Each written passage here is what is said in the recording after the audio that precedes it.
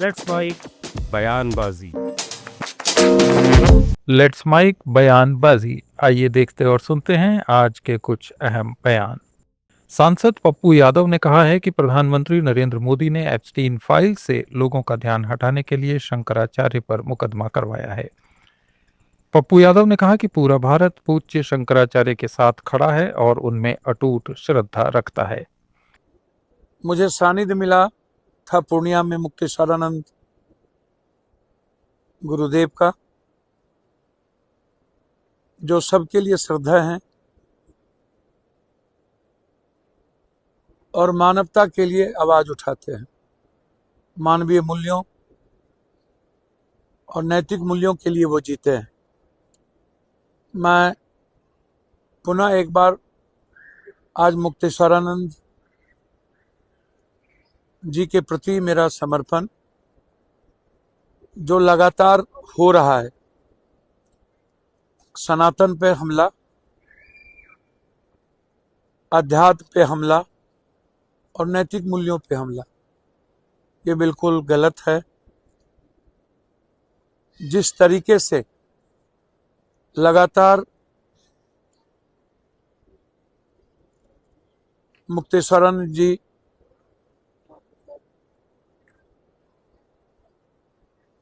के व्यक्तिगत और निजी जिंदगी पर हमले हो रहे हैं, समाजवादी पार्टी के प्रमुख अखिलेश यादव ने शंकराचार्य स्वामी अभिमुक्तेश्वरानंद सरस्वती के खिलाफ एफआईआर को लेकर बीजेपी पर हमला बोला।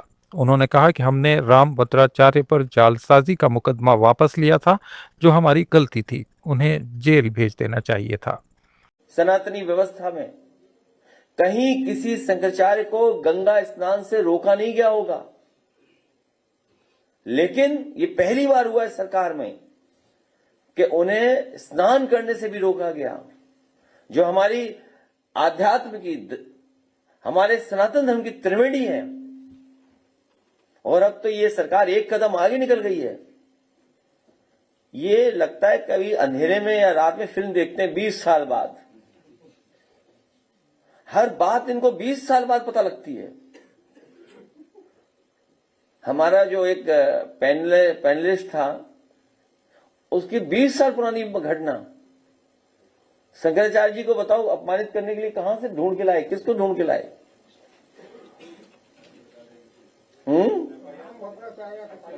हाँ, हालांकि आदरणीय, पूजनीय, सम्मानित आदरणीय राम भद्राचार्य जी के बारे में बोलना नहीं चाहिए कुछ भी, लेकिन अगर उनका चेला है ये, अगर उनका ये चेला है तो मुझसे ही गलती हुई है। हमने कभी आदरणीय पूजनीय राम भद्राचार्य जी पर 420 का मुकदमा था, वो वापस लिया था। मुझे उन्हें जेल भेज देना चाहिए था।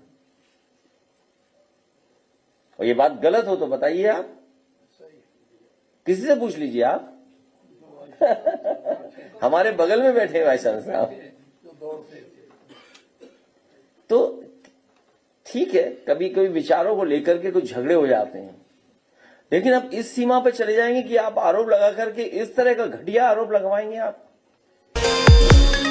उत्तर प्रदेश के कांग्रेस नेता शिवाकांत तिवारी ने बीजेपी पर आरोप लगाते हुए कहा कि शंकराचार्य के खिलाफ षड्यंत्र रचकर भाजपा खुद अपनी कब्र खोद रही है।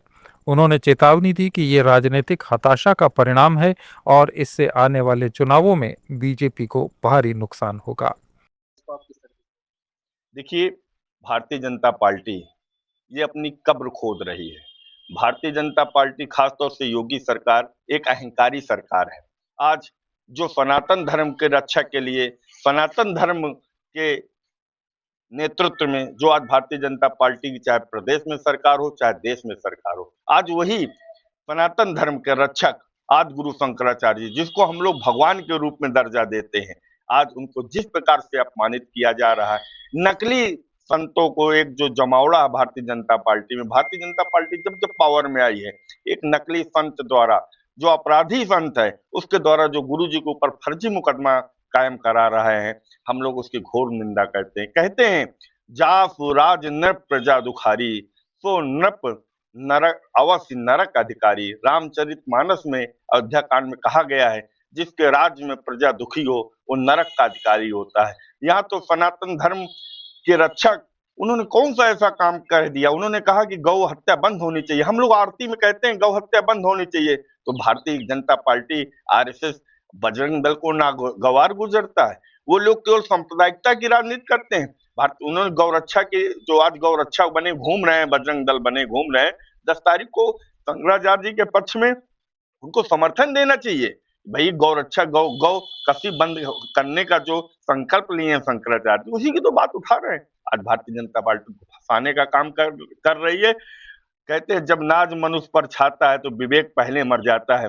ये मान लीजिएगा भारतीय जनता पार्टी की अंतिम ये सरकार होने जा रही है। अगर गुरु जी के ऊपर इसी तरह आप अपमानित करें, जनता सब जान रही है।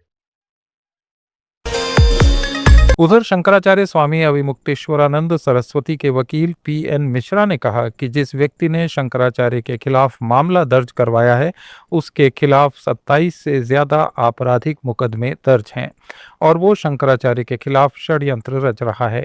उन्होंने कहा कि ये अविमुक्तेश्वरानंद सरस्वती को बदनाम करने की साजिश है।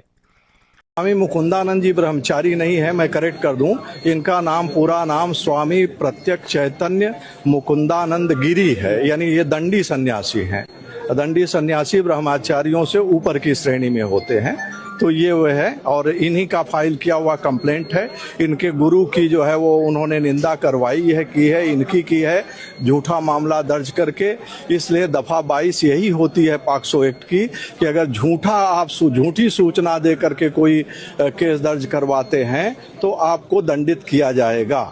उसी के अंतर्गत किया है और कथित जो पीड़ित उन्होंने बताए हैं उनका जो है उन्होंने उनकी पहचान भी सार्वजनिक कर दी है, जिसके कारण की दफा 23 भी लगाई गई है कि उसके अंतर्गत भी उनको दंडित किया जाए। यही मामला। आज कोर्ट में क्या कुछ हुआ है?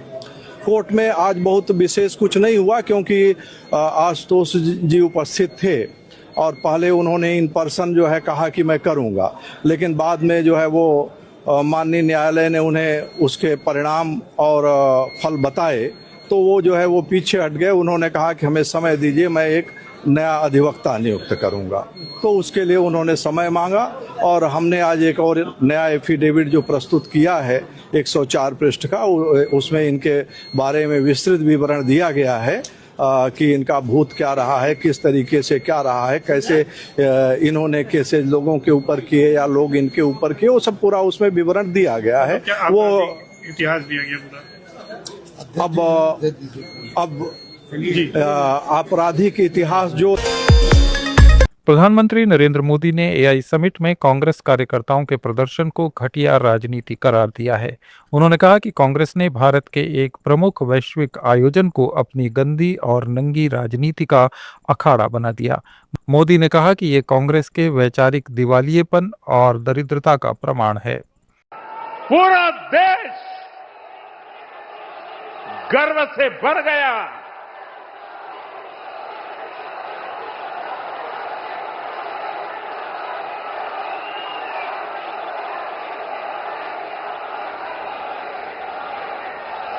लेकिन कांग्रेस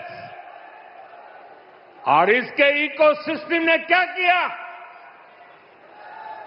साथियों, कांग्रेस ने भारत के एक वैश्विक आयोजन को अपनी गंदी और नंगी राजनीति का अखाड़ा बना दिया।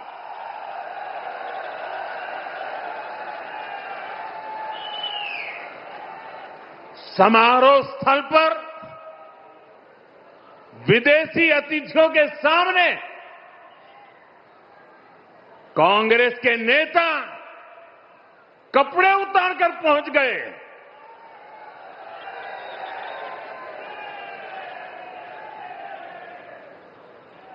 मैं कांग्रेस वालों को पूछता हूं,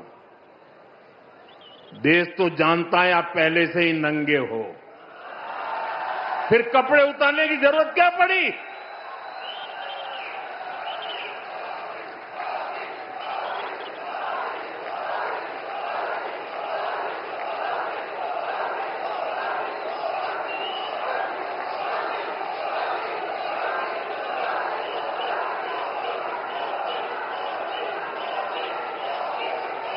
कांग्रेस के नेताओं ने वहां जो कुछ किया, कांग्रेस महासचिव प्रियंका गांधी ने प्रधानमंत्री नरेंद्र मोदी के लिए कहा कि वे असल मुद्दों से ध्यान भटकाने के लिए भावुकता का सहारा लेते हैं। प्रियंका ने कहा कि मोदी तेरे नाम फिल्म में सलमान खान की तरह हमेशा रोते ही रहते हैं। और मोदी जी का तो आप पूछिए ही मत। मोदी जी का क्या कहना, देश के पहले ऐसे प्रधानमंत्री हैं जो परमानेंट अपनी ही पीड़ा में परेशान रहते हैं। कर्नाटका गए, बड़ी लंबी लिस्ट ले गए कि भाई मुझे इतनी गालियां दी हैं, यहाँ भी कहने लगे मुझे इतनी गालियां दी हैं, रोते ही रहते हैं। लगता है आपने वो सलमान खान की पिक्चर देखी है तेरे नाम, उसमें सलमान खान शुरू से अंत तक रोते ही रहते हैं। मैं तो कहती हूँ मोदी जी के लिए भी पिक्चर बना देते हैं, उसका नाम रखेंगे मेरे नाम। बिहार के नेता प्रतिपक्ष तेजस्वी यादव ने एआई समिट पर केंद्र सरकार को आड़े हाथों लिया। उन्होंने इसे पूरी तरह से फ्लॉप बताया और कांग्रेस के विरोध का समर्थन करते हुए आरोप लगाया कि यह आयोजन भारत की छवि को धक्का पहुंचाने वाला था।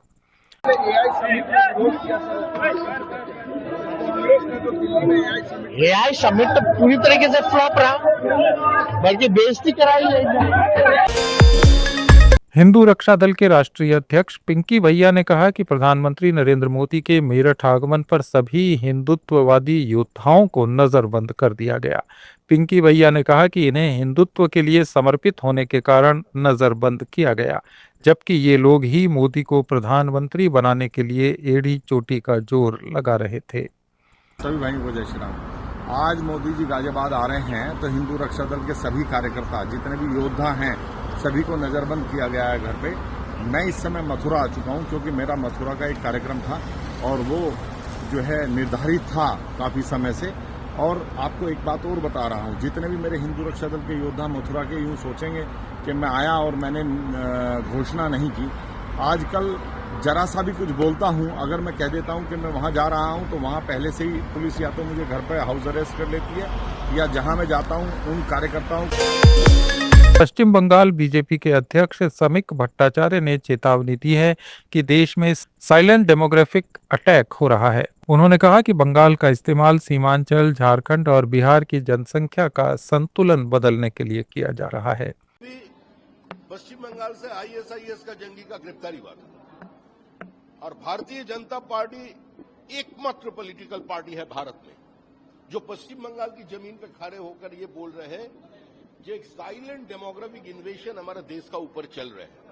National security of this country is being compromised, entire demography of the border districts have been compromised. Not only Bengal, they are using Bengal as a passage. They have changed the demography of Bonanchal and Shimanchal, Jharkhand and Bihar also. I think it's a threat to internal security of this country, and internal security is being compromised by the callousness and reluctance of some people of this country, of some politicians. Most unfortunate thing is that ये लेकर राजनीति चल रहा है। आज जो लोग पकड़ा गए वो कहां से गया?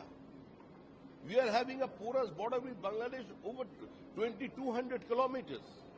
562 kilometers is still unfenced. It is not possible for any force to stop this illegal immigration unless and until there is a combined effort with state and central forces. If there is no political consensus, if there is no national public awareness, you cannot stop it. So I think under whatever party we belong, that is immaterial. For the sake of this nation, for the sake of our internal security, this thing should be stopped. And it is an alarming situation. I think it's a chilling message to the nation, what is happening in West Bengal right now. And for West Bengal only, the entire country is being affected, even Tamil Nadu. आप सुन रहे थे let's mind more than radio. Follow कीजिए हमें हमारे social media platforms पर।